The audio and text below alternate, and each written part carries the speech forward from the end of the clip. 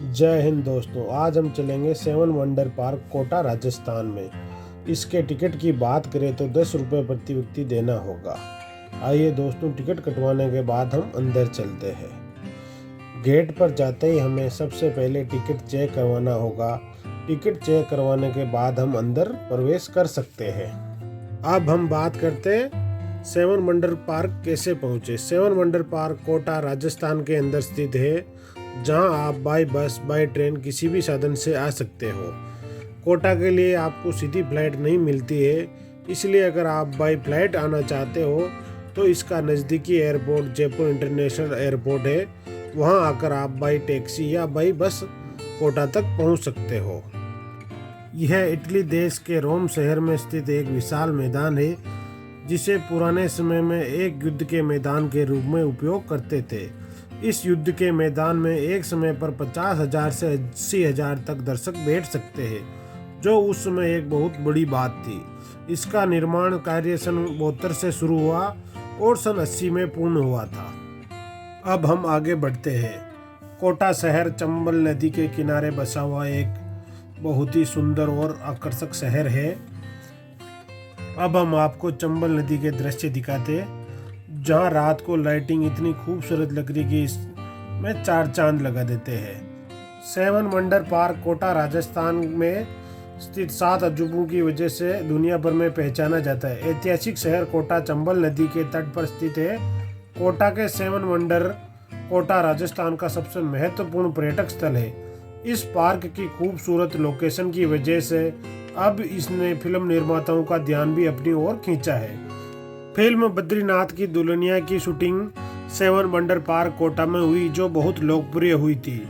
7 wonder park एक अनोखा park है, जहां दुनिया के 7 अजूबे एक ही स्थान पर सुंदरता के साथ दोहराए जाते हैं। 7 वंडर पार्क अपनी खूबसूरती के अलावा फोटोग्राफी के लिए भी काफ़ी प्रसिद्ध है।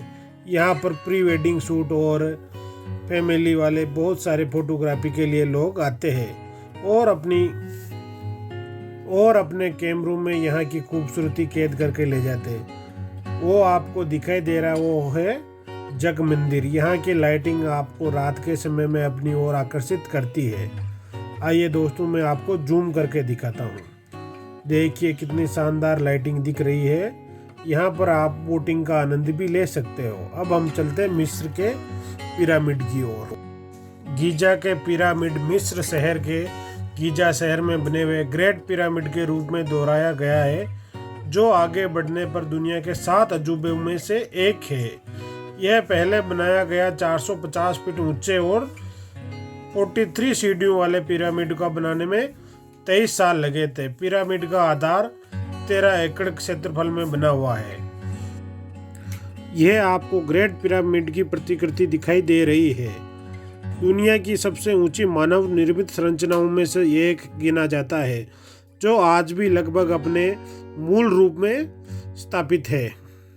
गीजा पिरामिड के पास एक बहुत ही खूबसूरत और आकर्षक फव्वारा लगा हुआ है, जहां जाकर भी आप फोटोग्राफी का आनंद ले सकते हो। आइए अब हम फाउंटेन के पास चलते हैं और पार्क की सुंदरता देखते हैं। पार्क में बना यह फव्वारा पार्क की सुंदरता और बढ़ा देता है। आप इसके पास जाकर फोटो खिंचवा सकते हो, लेकिन आप किसी भी वस्तु को छुए नहीं और पेड़ पौधों को कोई नुकसान ना पहुंचाए। फव्वारे के पास बना हुआ है ताजमहल, जो भारत का एकमात्र अजूबा है, जो भारत की शान भी है। अब हम आगरा के ताजमहल की ओर बढ़ते हैं। पार्क में साइड में छतरियां बनी हुई है, जहां पर आप नाश्ता और भोजन भी कर सकते हैं, लेकिन आप कचरा कचरेदान में ही डालें। अब हम आगे बढ़ते हुए आगरा के महल के पास चलते हैं। ताजमहल अपने आप में एक बहुत ही शानदार और आकर्षक जगह है। सफ़ेद संगमरमर से बने खूबसूरत स्मारक का निर्माण 1632 ईस्वी में शुरू हुआ और इसे पूरा होने में 15 साल लगे। इस विश्व प्रसिद्ध इमारत के पीछे यमुना नदी बहती है और चारों ओर आकर्षक उद्यान और फुव्वारे इसे और भी मनोरम बनाते हैं। दुनिया में प्यार की निशानी के तौर पर मशहूर भारत के आगरा में स्थित ताजमहल का एक नमूना पास में ही बना हुआ है। इसे मुगल बादशाह शाहजहां ने अपनी प्यारी बेगम मुमताज महल के याद में बनवाया था। दोस्तों, आपको एक चीज़ और बता देना चाहता हूँ, जो यह लोहे की जंजीरें आपको दिखाई दे रही है, इन्हें कूदकर अंदर जाना सख्त मना है। आप इनके बाहर से ही पूरी जगहों को देखें और इसकी सुंदरता को भी कोई नुकसान ना पहुंचाए। आप ताजमहल के सामने बैठकर ताजमहल का फोटो भी खिंचवा सकते हैं। यह पार्क अपनी सुंदरता के साथ साथ कोटा शहर के लोगों को हेल्थ के लिए भी काफ़ी आकर्षक है। पार्क के चारों ओर बने रोड पर आप इवनिंग वॉक कर सकते हैं। सामने जो लोहे का पुल दिखाई दे रहा है, वहाँ पर नदी का काफ़ी मनोरम दृश्य देखने को मिलता है। सुरक्षा कारणों से आजकल इस पुल पर लोगों को प्रवेश नहीं दिया जाता है। पार्क के रोड के पास और नदी तट पर बनी सुंदर सुंदर छतरियों में यहाँ घूमने आने वाले सैलानी फोटोग्राफी का आनंद उठा सकते हैं। कुछ दिनों में यहाँ पर वाइल्ड चंबल सफारी का उद्घाटन होगा। वाइल्ड चंबल सफारी प्रारंभ होने के बाद आप यहाँ पर बहुत सारी एडवेंचर एक्टिविटी का आनंद उठा सकते हो और उस समय यह पार्क आपको और भी ज़्यादा अपनी ओर आकर्षित करेगा। अब हम स्टैचू ऑफ लिबर्टी की ओर चलते हैं। मूर्ति के एक हाथ में जलती हुई मशाल और दूसरे हाथ में एक किताब है। अमेरिकी क्रांति के दौरान मित्रता के स्मृति चिन्ह के रूप में फ्रांस द्वारा 1886 में प्रतिमा अमेरिका को दी गई थी। इसे न्यूयॉर्क में स्टैचू ऑफ लिबर्टी की एक खूबसूरत मूर्ति के रूप में देखा जाता है। मूल मूर्ति की ऊंचाई 151 फीट है और चौकी और आधार सहित 305 फीट है। मूर्ति के मुकुट तक पहुंचने के लिए 354 सीढ़ियां बनाई गई है। छोटे से शहर पिसा में बनी इस इमारत का निर्माण सीधा किया गया था, लेकिन धीरे धीरे यह अपने आधार से झुकती चली गई। यह यूरोप का सबसे महत्वपूर्ण पर्यटक स्थल है। पिसा की मीनार का निर्माण 1173 में शुरू हुआ, जो लगातार युद्धों के चलते हुए 200 सालों तक चला। पिसा की झुकी मीनार एक गोलाकार मीनार है। इसकी ऊंचाई लगभग 60 मीटर है। यह पिसा की झुकी मीनार की प्रतिकृति है, जिसकी ऊंचाई लगभग 18 मीटर है। मीनार के सामने खड़े होकर फोटो खिंचवाने पर फोटो काफी सुंदर और आकर्षक लगता है। मीनार के पास बने रोड से हम आगे बढ़ते हैं। रोड पर बनी छतरियां पार्क की सुंदरता और भी बढ़ा देती है।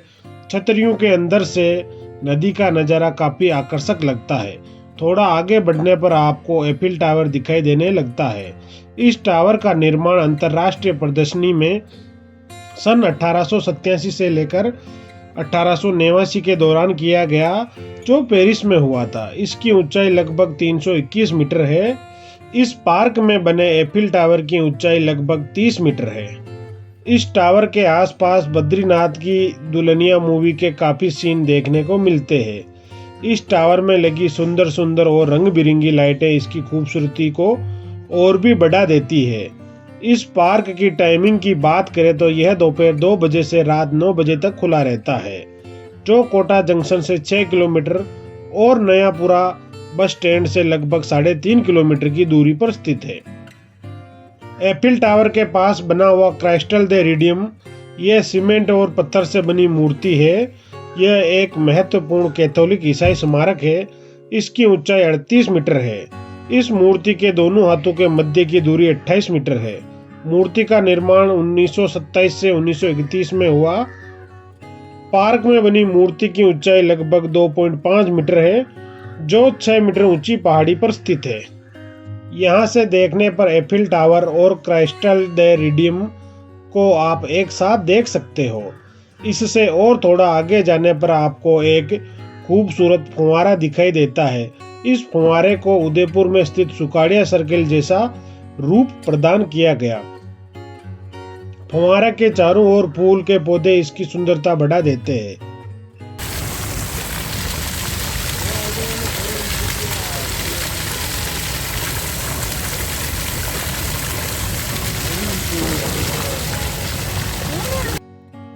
फुव्वारे के पास ही एक कैफे बना हुआ है, जहां जाकर आप टी, कॉफी, ब्रेकफास्ट ले सकते हो। आइए दोस्तों अब हम चलते हैं। दोस्तों कैसा लगा आपको 7 वंडर पार्क कोटा का? अगर वीडियो पसंद आया हो तो लाइक एंड शेयर करना ना भूलें। और हाँ दोस्तों, चैनल को सब्सक्राइब करना ना भूलें। धन्यवाद। जय हिंद, जय भारत।